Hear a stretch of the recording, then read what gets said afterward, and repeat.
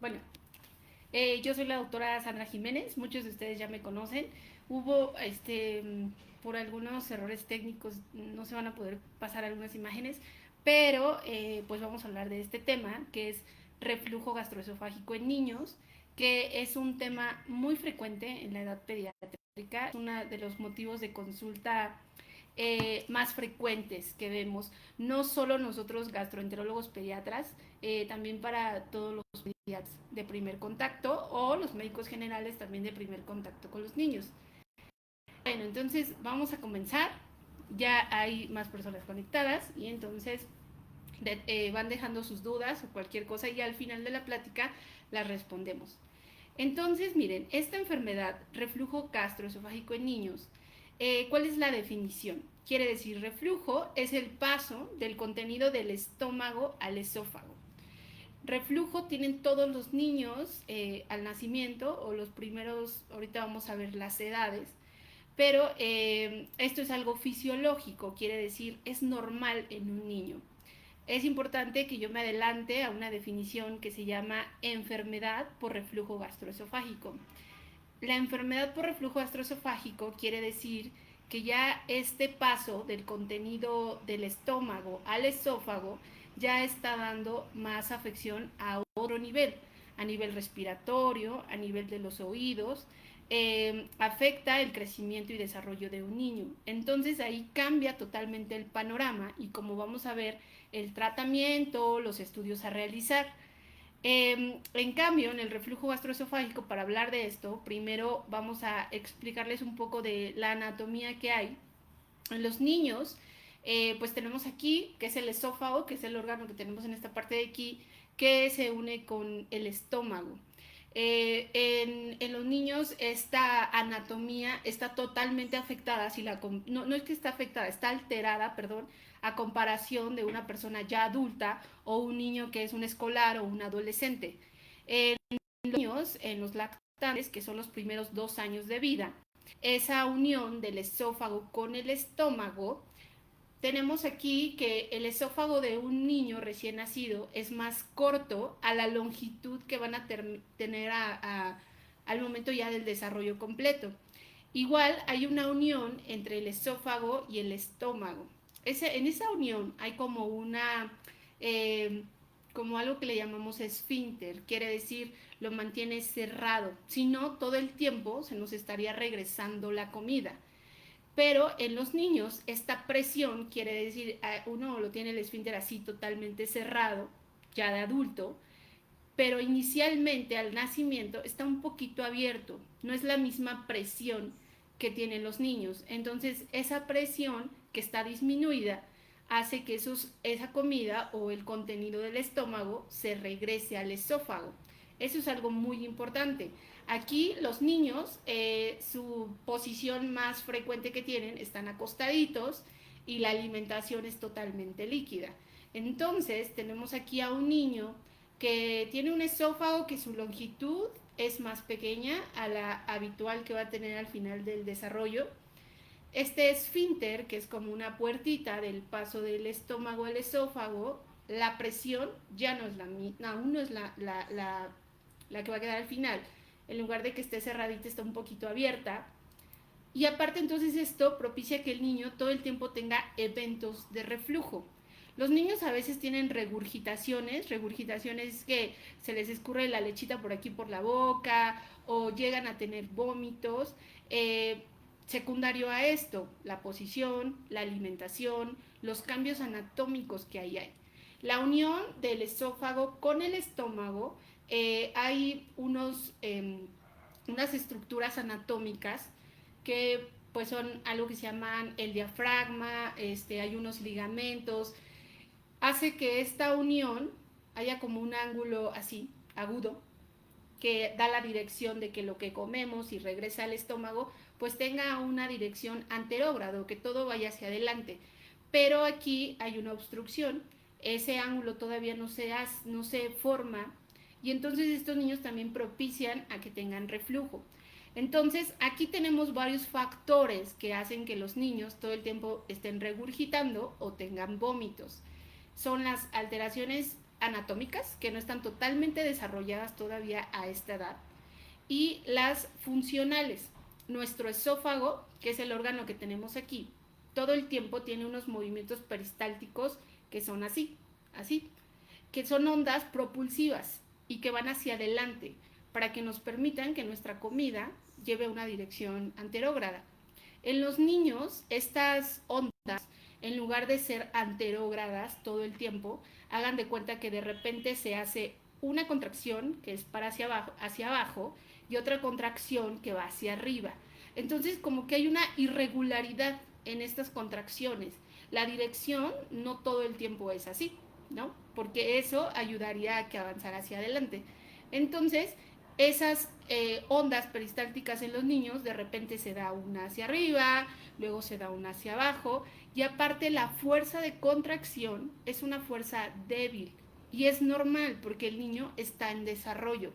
Aquí adelantándome un poquito de la edad de presentación, es muy frecuente que los niños van a empezar con esta sintomatología en el segundo mes de vida, se espera como tiempo límite de los 12 a los 18 meses. ¿Por qué es esta edad? Porque tú esperas que ya para estos meses el niño totalmente ya desarrolló esa madurez del tubo digestivo. Entonces, un dato de alarma sería que un niño empezara a vomitar antes del mes de edad o después de los 18 meses de edad o incluso después de los 6 meses de edad.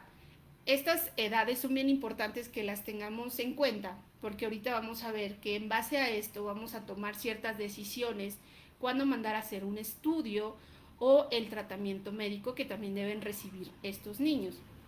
Entonces, aquí, regresándome un poquito otra vez a la anatomía, como el niño tiene afectado todas estas, no es que lo tenga afectado, perdón, más bien no está desarrollado todavía por la edad, por la inmadurez. Entonces a eso le llamamos reflujo gastroesofágico fisiológico. El niño pues tiene los síntomas, pero dentro de lo que cabe es un niño que está teniendo un buen peso, una buena talla, no tiene afecciones a otro nivel del sistema, por ejemplo, como a veces son infecciones recurrentes de los oídos o tos recurrente, que ahorita vamos a entrar en detalle en esos temas. Entonces, aquí es lo anatómico, lo fisiológico y el tipo de alimentación. Es una alimentación totalmente líquida, es fórmula o leche materna.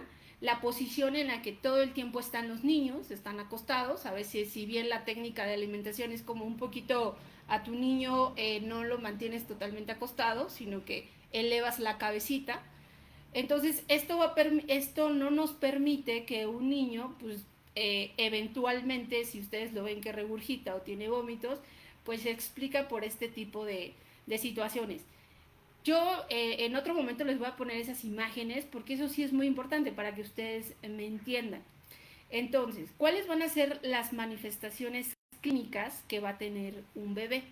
Lo principal son las regurgitaciones. Regurgitaciones quiere decir, se les regresa un poco, se les regresa la leche, se les escurre por las comisuras. Pueden llegar a tener regurgitaciones después de todas las tomas, sobre todo cuando los ponen en una posición que les empiezan a sacar el aire a los niños, o solamente ya les dieron la lechita y los ponen un poquito más firmes a los niños y luego sale ese síntoma. Entonces, ese es el principal síntoma y por el que ustedes acuden. O a veces tienen vómitos, ¿no? Ya son en mayor cantidad y son esporádicos. Eso también es bien importante. No con todas las tomas de la leche presentan vómito. Esos son los dos principales, ¿no? Y son las causas por las que siempre acuden para una valoración médica. Pero también puede ser que el niño todo el tiempo esté irritable, que esos vómitos, en lugar de que estén disminuyendo, ustedes notan que se están aumentando, que ya lo presenta incluso con todas las tomas de la fórmula y que inicialmente la cantidad era pequeña y ahora son abundantes esos vómitos, ¿no? Entonces, bueno, esos son los principales síntomas. Esos son síntomas digestivos, pero también el niño puede debutar con síntomas extradigestivos. ¿Cuáles son esos? Puede ser un niño que todo el tiempo tiene tos, que todo el tiempo tiene aparentemente lo toman como infecciones de vías respiratorias altas, ¿no? Que siempre está enfermo su niño porque está congestionado de la nariz, porque ustedes notan que acumula muchas secreciones, sobre todo los lactantes. Siempre ustedes papás nos dicen, es que siento que tiene una flemita mi hijo, o siento que no pasa bien la fórmula y que se le acumula en la boquita. Son algunos, como ustedes nos refieren, ¿no? Entonces, este tipo de sintomatología ya no es tan evidente que sean regurgitaciones o vómitos. Ustedes ya los llevan a la consulta por otro tipo de síntomas. También pueden ser niños que tienen caries frecuentes, y entonces ustedes pues tienen un adecuado aseo bucal de sus niños, la alimentación es adecuada, pero tienen caries. Pues puede ser por reflujo. Entonces aquí en estos casos, aquí ya hablando obviamente de un reflujo de evolución, de mayor evolución, y que aparte los eventos ya son severos de reflujo. Entonces, estos son síntomas extradigestivos, dolor torácico, hablando de un niño ya más grande que nos pueda referir, o en un adolescente, dolor abdominal o dolor aquí en epigastrio, que lo refieren como la boca del estómago. Son la sintomatología que va a tener el niño. Los otorrinolaringólogos también es muy frecuente que valoran a este tipo de pacientes por estas molestias, infecciones recurrentes de los oídos, o todo el tiempo el niño tiene una molestia en el oído. Entonces, esto puede ser secundario a un gastroesofágico, pero que ya no es fisiológico, que ya le está dando manifestaciones a otros niveles, y entonces el paciente requiere de una atención médica. Aquí, conforme los niños van creciendo, tenemos que ir pensando en otras patologías. No siempre vamos a decir que es un reflujo. Reflujo gastroesofágico fisiológico va a ser un niño que tiene un buen peso, una buena talla, que sí regurgita o vomita, pero no es con todas las tomas, que incluso conforme el niño va pasando su edad, 3 meses, 4 meses, en lugar de empeorar, pues va mejorando los síntomas. ¿Por qué? Porque se está dando una madurez a nivel del sistema digestivo, que era lo que ya platicábamos al inicio de la plática, de la charla. Entonces, estos otros síntomas que yo ya les dije, o los otorrinolaringológicos, todos los respiratorios, ahí ya digamos que es un fisiológico, al contrario, ya son banderas rojas y alertas que tenemos que decir, ese niño requiere de otros estudios, hay que ampliarlos y buscar otras causas, ¿sí? Bueno, también cuáles son algunos diagnósticos. En el recién nacido, si tengo un recién nacido de un mes de edad, que está en sus primeros cuatro semanas de vida, y es un niño que desde que nació está vomitando, y vomita verde, algo que nosotros le llamamos biliar, totalmente no es normal, y yo no voy a pensar que es un reflujo gastroesofágico fisiológico, para nada. Ese niño recién nacido, con vómitos desde el nacimiento, con vómitos de contenido amarillo, verde, yo debo de pensar en otra cosa. ¿Cuál? Que tenga alteraciones anatómicas, algo que le está obstruyendo, que no permite el paso de la leche materna, y entonces el niño constantemente está vomitando desde la primer toma. Y son niños que en lugar de mejorar, empeoran. Entonces, en ese caso, no es un reflujo gastroesofágico fisiológico. Tenemos que hacerle estudios de ampliación, hacerle una radiografía de abdomen, algo que se llama serie esófago-gastroduodenal, que nos permite ver si hay alteraciones anatómicas, si hay algo que está obstruyendo el paso en el sistema digestivo. También tenemos a los niños que inicialmente empezaron con vómitos y regurgitaciones. Nosotros les damos tratamiento médico. A veces hacemos algunas modificaciones pues en la técnica de alimentación. Les iniciamos medicamentos. A las mamás a veces les ponemos, si lo requieren, una dieta de restricción, o se hacen modificaciones en la fórmula. Y a pesar de eso, el niño sigue vomitando, también no voy a pensar que es un reflujo gastroesofágico fisiológico. Ahí, diagnósticos diferenciales, pues es una alergia a las proteínas de la leche de vaca. Son algunos diagnósticos por mencionar, pero realmente nosotros tenemos una gran cantidad de enfermedades en las cuales tenemos que pensar cuando nuestro niño no está respondiendo como es lo habitual en ellos. Un reflujo así, sin afección a otro sistema, la verdad los niños responden muy rápido, y siempre va a haber una evolución hacia la mejoría, nunca que el niño pues esté peor, ¿no? Entonces también existen padecimientos en niños pequeños de la cabeza que los condicionan a estar vomitando frecuentemente.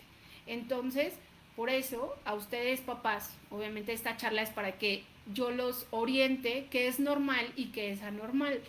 Pero siempre tenemos datos de alarma en los cuales yo les voy a decir que ese no solo se trata de un reflujo fisiológico y que entonces ya necesitan de algo más, ¿no? Como extensión de estudios. Aquí son los estudios o cuándo es momento de mandar a hacer un estudio a un niño. Si yo les voy a poner un ejemplo, es un niño que me lo llevan a la consulta porque tiene reflujo, tiene 2 meses de edad. Acuérdense, la edad de presentación más frecuente es a partir de los 2 meses y tú les vas a dar tiempo hasta los 12 o los 18 meses que tú esperas a que ya haya una maduración. Entonces le inicias tratamiento a este niño, solamente lo que presenta son regurgitaciones y vómitos ocasionales. No los presenta con todas las tomas, ni tampoco son inmediatos a la toma. A lo mejor le da la toma, la mamá le saca el aire, lo acuesta y como 10 minutos después el niño ya tuvo una regurgitación. Pero tiene un buen peso, una buena talla. Al nacimiento fue un niño que nació con de término, sin ningún factor de riesgo. Y entonces a esos niños de inicio vamos a asesorar a la mamá. Debe de estar con leche materna exclusiva porque es un bebé de 2 meses de edad. La mamá su alimentación normal.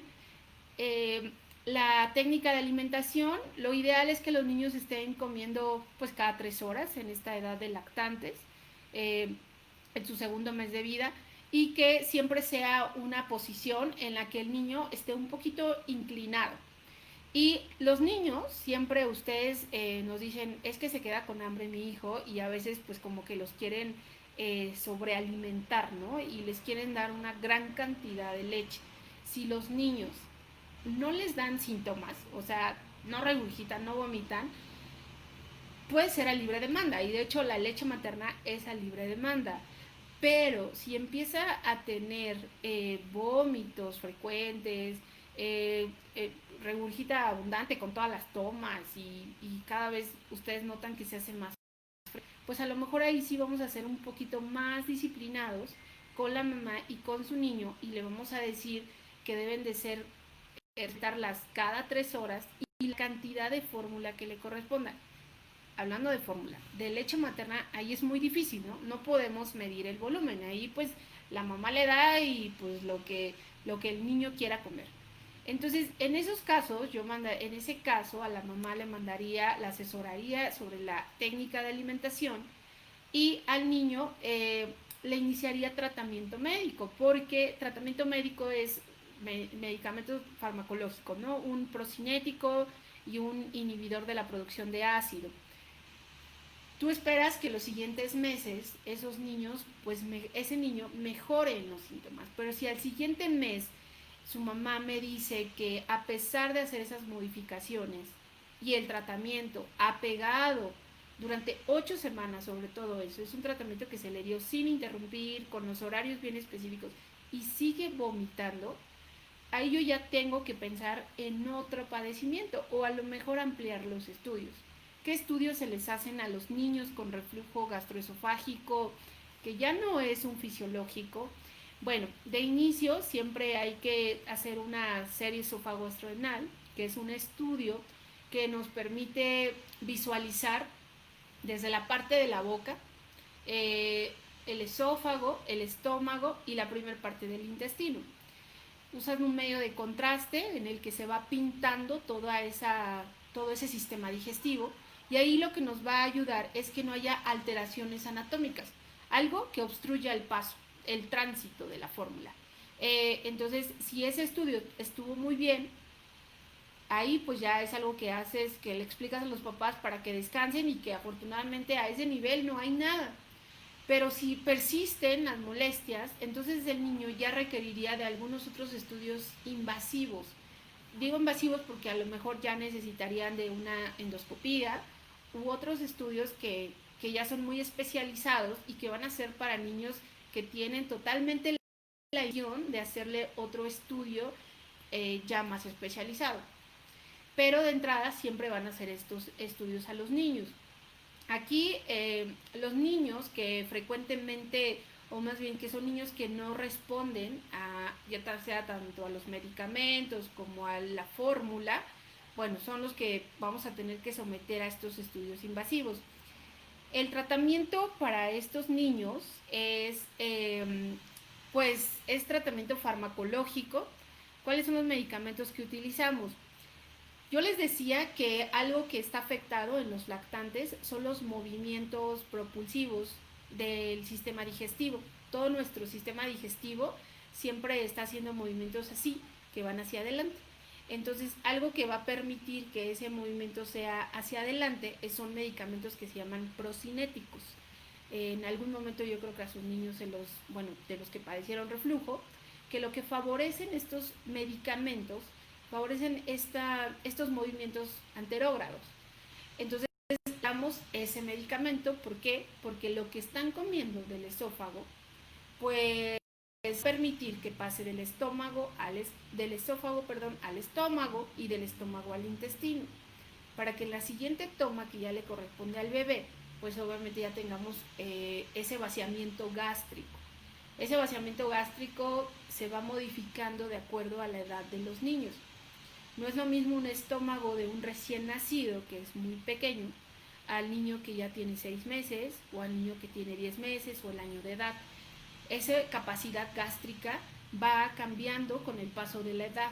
Entonces, por eso nosotros siempre tomamos en cuenta el peso del niño y la edad del niño para asesorarlos cuánto de fórmula le deben de dar cuando es fórmula. Cuando es seno materno, pues a libre demanda. Entonces, el medicamento que se llama procinético es para favorecer esto. Hay otro que es inhibidor de la producción de ácido. El estómago todo el tiempo está produciendo ácido porque está preparado para que le llegue alimento al estómago. En este caso, pues solo sería la fórmula o la leche materna. Ese ácido que todo el tiempo se está produciendo, yo les decía al principio, pues los niños de porcitos van a tener reflujo gastroesofágico porque hay una inmadurez de ese sistema digestivo. Entonces, para evitar menor lesión al esófago, porque se está regresando lo del estómago al esófago, entre eso va ese ácido gástrico, también va la fórmula, pues disminuimos la lesión si disminuimos la producción de ácido y por lo tanto nuestro esófago está menos expuesto a esto que le lastima. De hecho, nosotros tenemos mecanismos que nos protegen, ¿no? Todo el tiempo ese mecanismo es la producción de la saliva, tenemos una mucosa que nos protege de todas estas agresiones, o más en personas adultas, ¿no? En niños, pues afortunadamente la lesión inicialmente es mínima, pero si esto se perpetúa, pues la lesión es ya más severa y son pacientes que de inicio pues no van a tener una mejoría con este tratamiento médico. Entonces, siempre el tratamiento es las medidas generales, corregir la técnica de alimentación, interrogar cada cuánto está alimentando a su bebé, cuánto de volumen de fórmula le está dando a su bebé. También tienen que en la que ponen al bebé. Existen los cojines antirreflujo que pues el tratamiento es en equipo, ¿no? No solamente depende de ese cojín si lo utilizó o no lo utilizó el niño. Ese lo que le va a ayudar es a permitir una posición un poquito más inclinada para que no todo el tiempo se le esté regresando el contenido gástrico. Entonces sí tienen un beneficio, pero no es solamente de ese de lo que nos vamos a basar. Entonces son cambios o medidas generales, el tratamiento médico, que ya era el que les decía, tiempo va a tener este tratamiento médico el niño, ¿no? Que también es algo que a los papás les angustia si va a ser por mucho tiempo o solo por unos meses.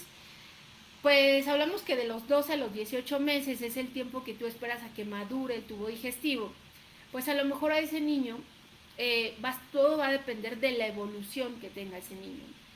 De entrada siempre les tienes que dejar 8 semanas sin interrumpir ese tratamiento antirreflujo, siempre.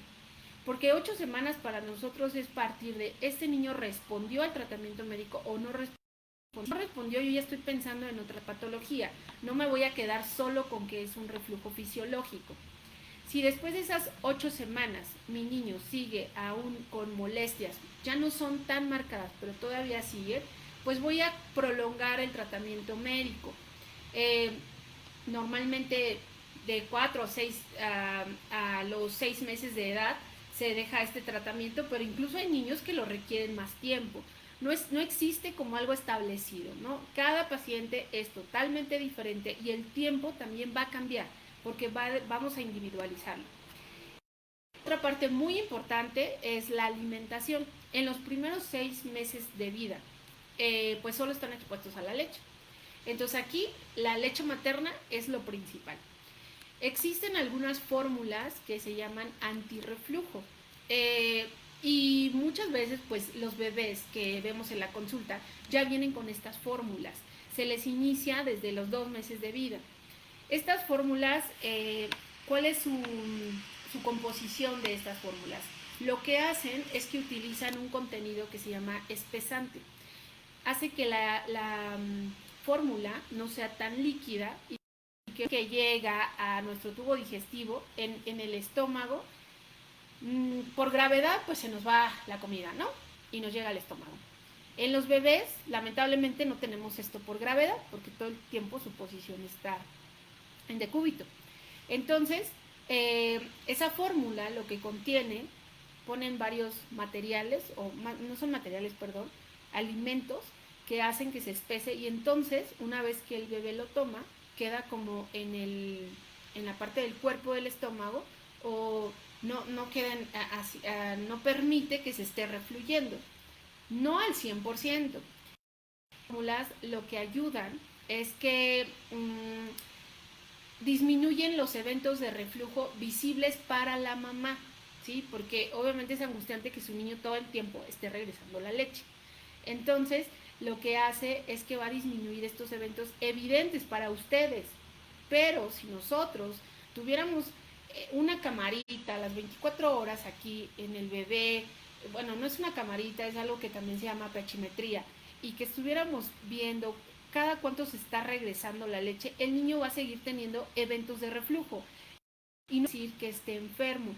Es totalmente normal que tenga esos eventos de reflujo. Entonces, estas fórmulas lo que hacen es disminuyen los eventos evidentes para ustedes. O sea, a ese niño ya no va a saber que se le sale la leche por la nariz o que se le sale por la boquita, que ya sea tanto regurgitaciones o como vómitos, ¿no? Pero acá seguro sigue teniéndolo porque hay una inmadurez del tubo digestivo. Entonces, aquí las leches, las fórmulas antirreflujo, sí las pueden utilizar, sí son indicadas, incluso poco indicadas por gastroenterólogos, pero claro que también echamos mano de ellas y nos apoyamos con ellas. Entonces, no es mal que de repente algún paciente nos llegue con fórmula antirreflujo, pero sí siempre explicarle a las mamás, ¿no? Que no es la fórmula, que hizo totalmente cambios y que a lo mejor a algún otro médico no se le había iniciado. No es eso, sino que a lo mejor el niño ya iba en ese proceso de maduración. Y pues el niño, conforme pasan los meses, sí van a disminuir esos eventos de reflujo. Hay niños que no siempre se les inicia el tratamiento médico, solamente con ellos, en la técnica de alimentación, un adecuado asesoramiento a la mamá, los niños están así y mejoran. Esto es hablando de los primeros 6 meses de vida, ¿no? Porque son niños que están exclusivamente con alimentación, leche materna o fórmula. Pero ¿qué pasa en los niños cuando ya inician la alimentación complementaria? ¿Deben de tener alguna restricción en alimentos estos niños? Pues bueno, esto que les decía que hay un esfínter esofágico, que es lo que divide el esófago y el estómago y que hace que se mantenga así, cerradito. La presión al principio pues no lo mantiene totalmente cerrado y lo mantiene un poquito abierto. Existen algunos alimentos que relajan más este esfínter. Entonces, de por sí nuestro niño todavía no alcanza esa maduración de ese esfínter esofágico y todavía le vamos a dar algunos alimentos que hacen que se relaje o se abra ese esfínter. Y entonces, ¿qué va a pasar? Pues son propicias que haya más eventos de reflujo. Entonces, en ese caso, ¿cuáles son alimentos que ya están bien establecidos, que relajan este esfínter?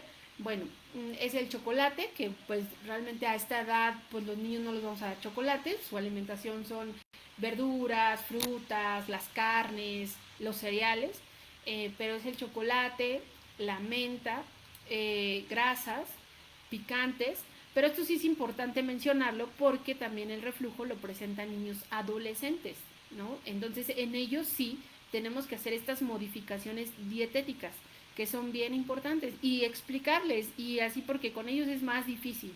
Entonces tienen que ser asistentes en la alimentación en este grupo de edad, porque si bien se puede estar tomando su medicamento todo el tiempo y su tratamiento, pero si él no cuida la parte de la dieta, muy probablemente no va a haber una respuesta al 100%, ni tampoco la respuesta va a ser pues pronto, ¿sí?